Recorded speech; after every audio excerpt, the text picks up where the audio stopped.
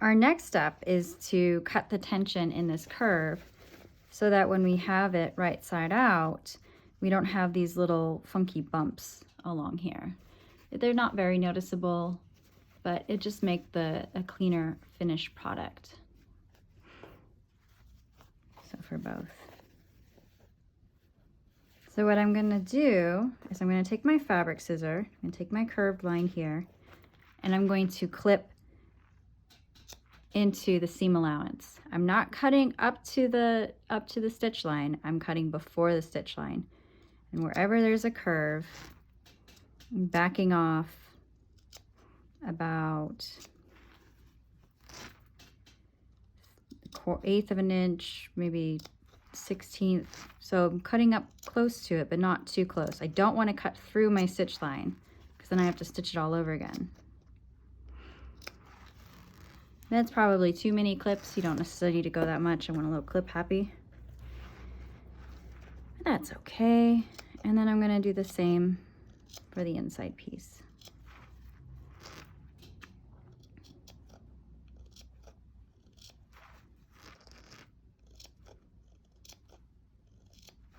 Just on this curved edge. So now, when I flip it, you have a nice smoother roundness without the little bumps. The bumps are now all released, all the tension. Easy peasy. The next step, we're going to be using our pins again, and we're going to take our front and our inside, and we're going to pin them together, right sides together. If you plan on doing an embroidery, I recommend, since this is the outside, you doing that embroidery on this piece before you sew it to this piece. You can also do an embroidery or applique on the fabric and then place your pattern piece over and cut it out with the embroidery, thinking about the placement of the embroidery. If you're going to be doing paints or markers, I would also recommend you do it on this piece before you sew it to the inside piece. If using markers, make sure you test the marker, make sure it doesn't bleed too much in the fabric. Some fabrics really want to soak up all of that marker ink. So try it out first. And there are special fabric paints that will sit on top of the fabric nicer and not just be absorbed into the fabric so much. So if you're going to do a decorative piece, it will probably be for the contour easier to do is before we sew the front to the inside. So our decoration, because I just wanted to have the plain, clean fabric and let the fabric itself speak for itself without any added text or messages, I'm going to go ahead and pin my tops together. So this is the bottom with the straight edge, the top is with the curved edge. So I have my two tops right here. I'm going to go ahead and pin.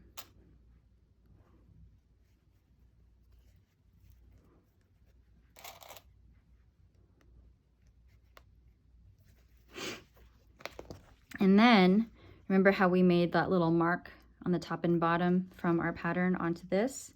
I'm going to line up the edge of my inside fabric with this mark and pin that here.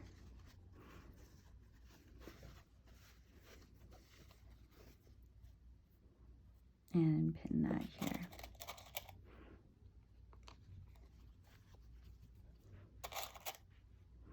Go ahead and add 1 or 2 more pins if I'd like.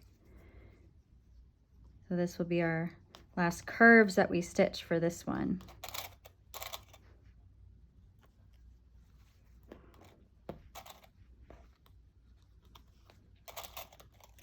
I like pins, so keeps everything nice and lined up. So I have the edges of the inside lined up with the edges of the outside, and I have right sides together. So this is the right side of my fabric. I have right sides together. And now I can continue my hand stitching. I can do it 2 ways. I can start at the top and then go one side, do the other side, but everything lines up so well that I'm just gonna start here and stitch one long line across.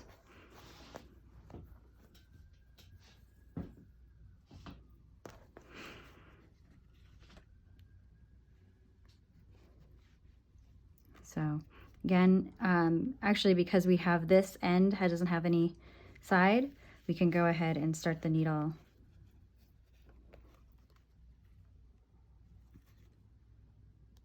on the right side. Doesn't really matter. I just want to make sure that I have a stitch in the seam allowance because we're going to be folding this when we turn it right side out. We'll be folding this over this raw edge to create the tunnel for either our strap or our elastic.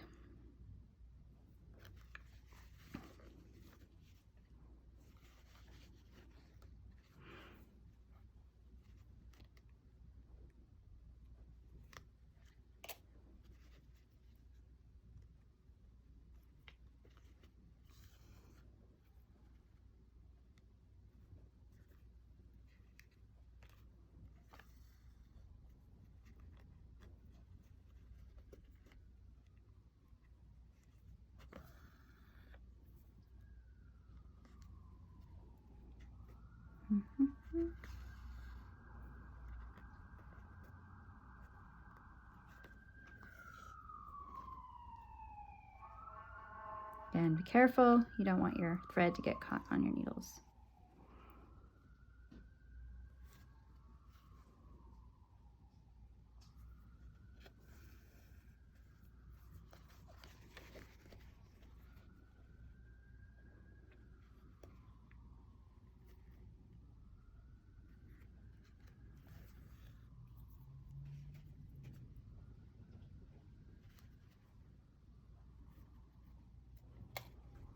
I don't know if you can hear the fire trucks, but apparently there's a emergency in Berkeley.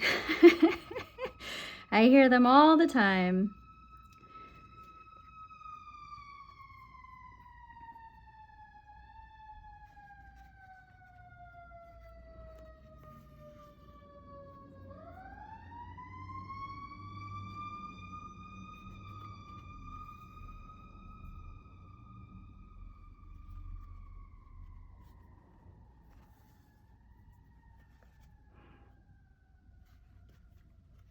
I don't have as much control over the tension holding my fabric from this direction. And when I have to thread my next needle, I'm going to go ahead and flip the way I'm holding this in my hand. I just don't want to pull my stitches too tight. I want them to like rest on top of the fabric, but not be pulled so tight that I'm getting puckering.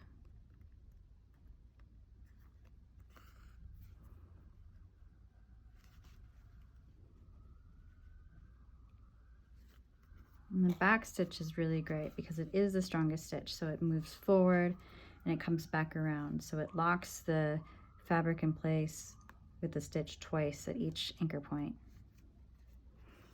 And I'm calling an anchor point everywhere I put the needle into the fabric.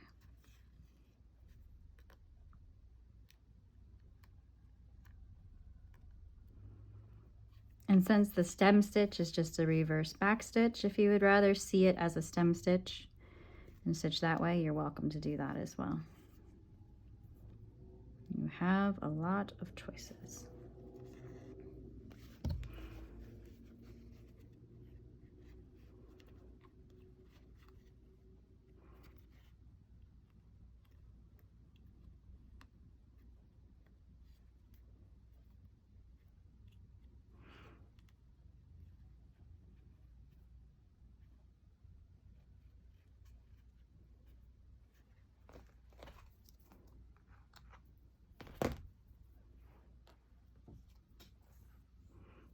My next thread, and like I said, I can hold the tension a little bit easier when I have the fabric on the outside of my hand versus in the cup of my hand, even though this is a smaller project.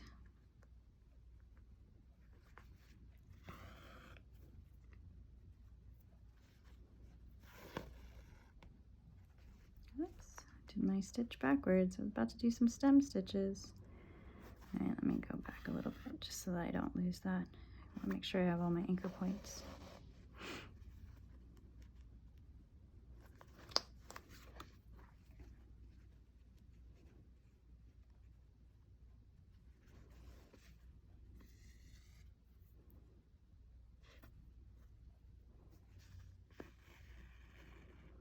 So I like to have my seam allowance spread open like so on both sides.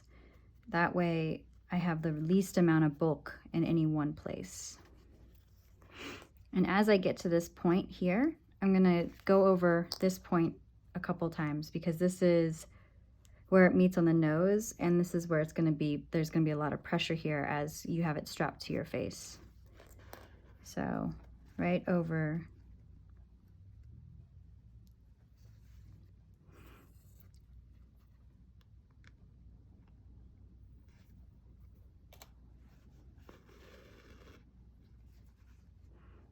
Go ahead, make sure I stitch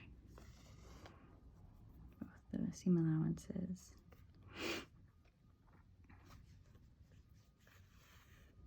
And then I'm going to come back here and stitch it down again. Again, just adding more anchor points. I can do smaller stitches too. That would also add anchor points, so whatever works for you.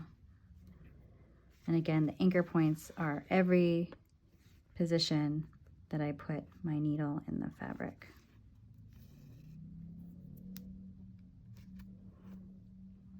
Just really want to reinforce this area.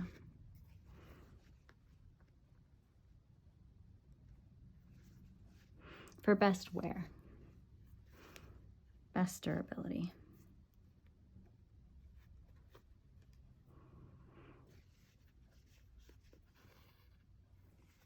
Okay, I'll just continue on. Again, I'll backtrack on this side as well.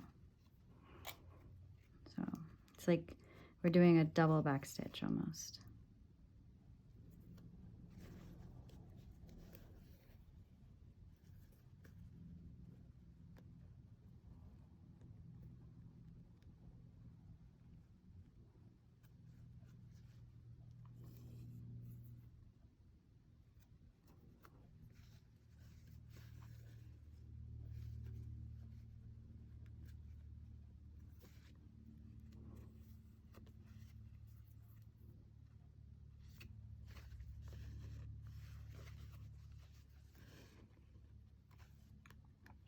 I'm going to start working my way back up. Just for a little extra security.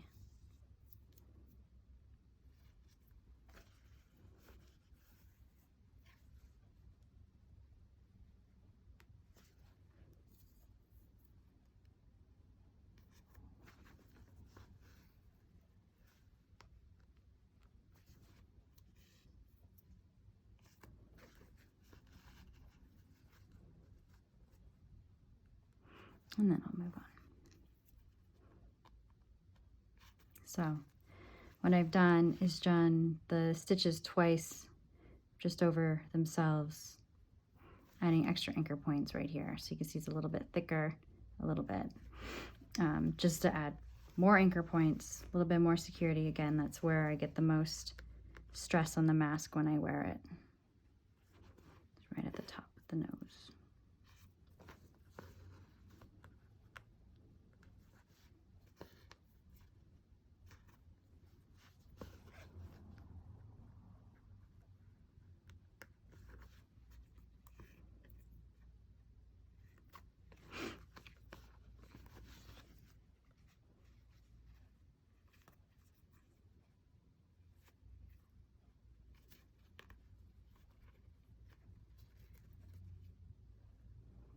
Just knotting it off.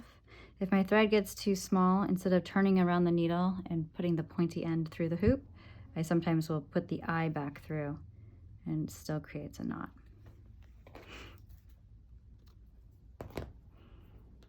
Oh, getting to my last needle.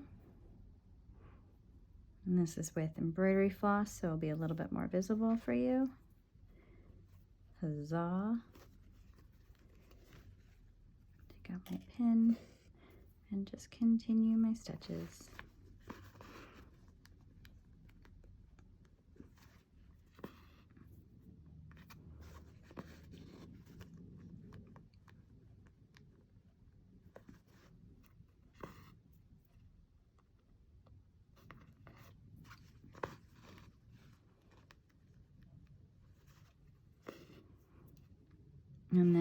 out of thread on this needle, I'm gonna go ahead and thread all 6 of my needles before I start stitching again.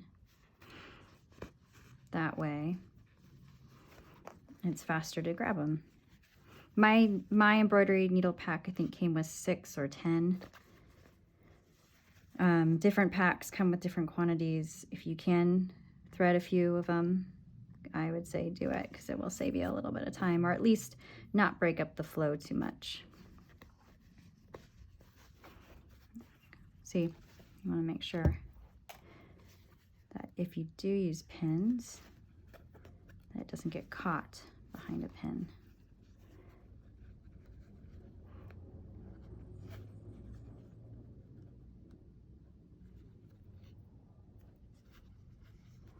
Okay. Next video, I'll continue stitching, and the one after that will be at the bottom.